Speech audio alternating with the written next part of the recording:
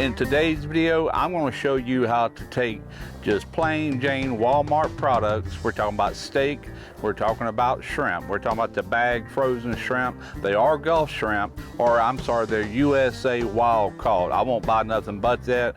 And if anybody knows me, you know I've got fresh shrimp all the way around me. I can get that anytime. But the point of this video is to show you how to take a Walmart steak, Walmart frozen shrimp, and make a meal you won't forget. I'm using the Pits and Spits adjustable flat top grill, as you can see here. I've already got one chimney full of charcoal briquettes in there. I've got it at its lowest position. So I want to go ahead and raise this up. Probably one more. So I'm going to put a pan on here. We're going to go ahead and get this sauce knocked out first. I can always slide it over here to keep it on warm.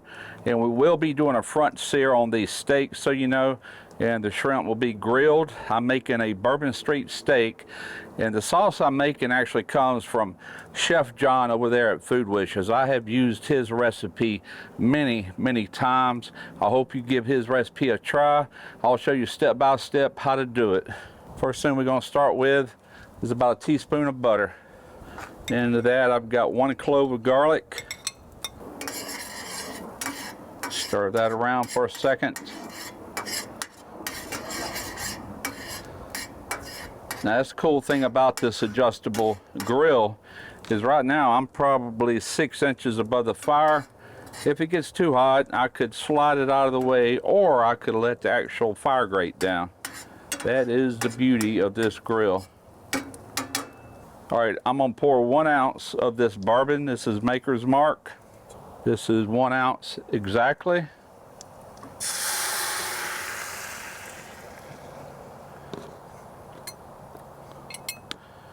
And I just want this to reduce down to where there's hardly anything left. More like a syrup. Just a touch more.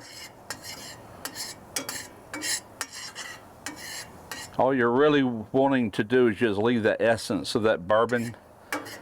You want to evaporate most of it out. That looks pretty good right there.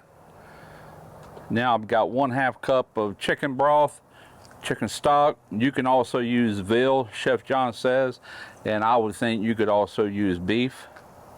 I'm going with his recipe, chicken broth. Now we just want to simmer this to about halfway of what you're seeing right now. We're going to let that start simmering and reduce it by half.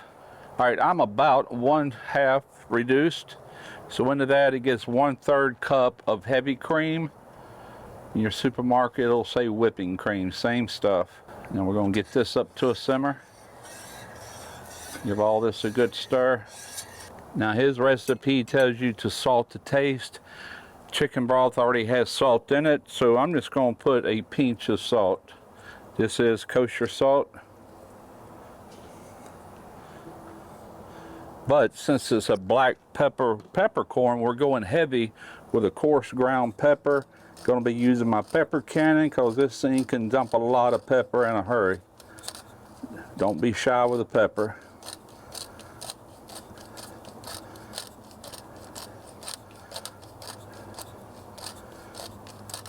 We're almost there. We just got to let this thicken up.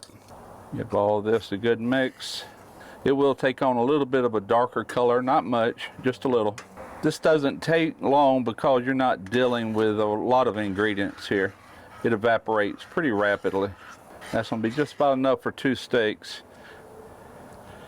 Now the final ingredient to kind of give this more of a shine and a little bit more body, I've got 2 teaspoons of butter that we're going to put into this.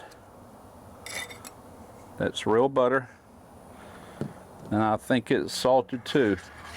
I'm gonna have to get a glove on because that is hot. Welding gloves should suffice. We're just gonna stir this until it begins to thicken. All right, I'm gonna go ahead and pull this off the heat. It'll continue to thicken a little over here off to the side. Now let's get these steaks on here. Let me show you the steaks. Here they are. They came straight out of Walmart. These are Angus premium choice beef ribeye, but regardless, it's Walmart brand. But let me tell you, these are some pretty decent steaks. They're not bad. They're not prime or anything like that, but they are good. So we're just going to remove these from the packaging. Try to keep the flies at bay.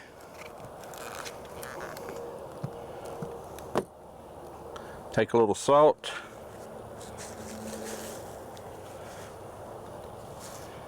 And this is all they're getting is a little salt on both sides.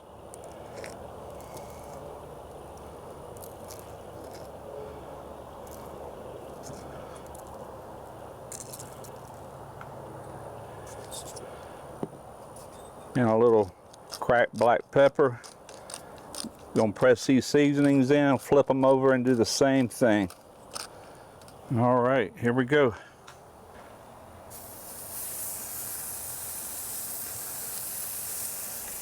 Front sear. Once I get the sear like I like it, I'll put it off to the side, and it will continue to cook. I'm looking for about a medium rare, somewhere around 130 in the center when it's all said and done. I love this grill for steaks, man. It's just a wide open grill.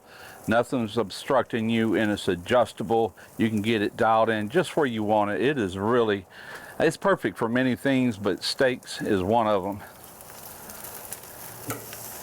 And the cool thing about it is if you're doing front sear like this, you could have charcoal from one end to the other and just do a bunch of steaks. I mean, you could easily put 12 steaks on this at one time. Probably be flipping these twice. The only problem with cooking over direct fire like that, and I'm talking about the actual flames, is sometimes it'll kind of smut your meat up. So if you want to keep it clean looking like that, try to keep it moving around to where it's not really with, you know, fire right up under it. Kind of like that. That should do just fine. Give these another flip. Beautiful.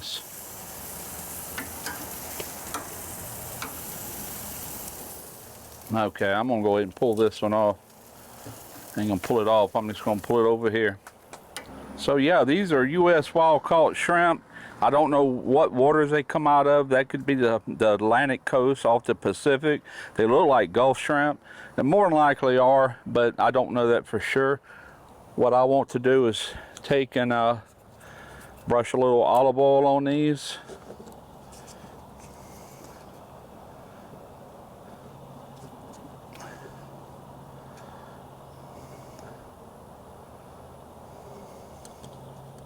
Now I've got some Uncle Larry's. This is some really good Cajun seasoning here. I mean, this is like out of Bayou country, the real deal. Fantastic flavor.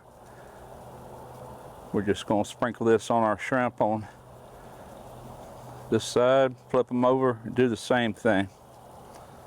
All right, let's get them on the grill. We're gonna have just enough charcoal to finish these off.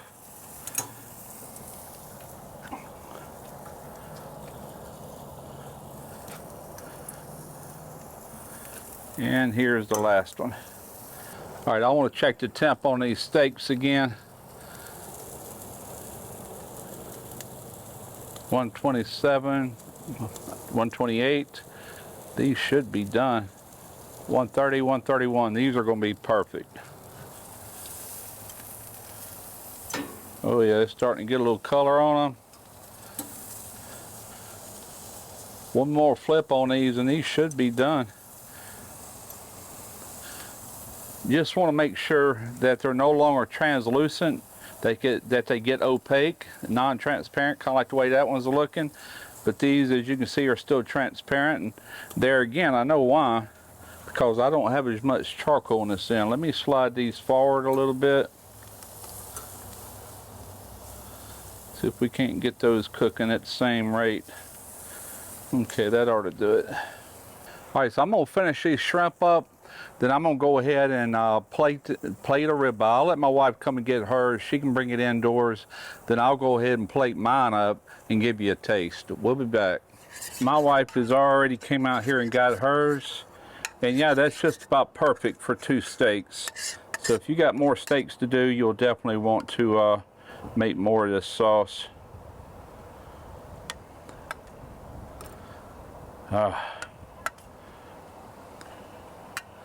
Gonna be fantastic. And we'll take our shrimp. We'll just layer this bad boy with them. I guess I should have showed you the inside of that steak. You can see a little bit of it right there. We did hit a medium rare, so I'm happy with that. Oh boy, I haven't had this in a while. All right, I'm gonna take this shrimp, and I had already pre-cut me a piece right there. Let's go over here and give it a try.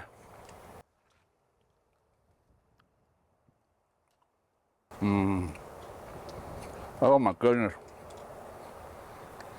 That is so good.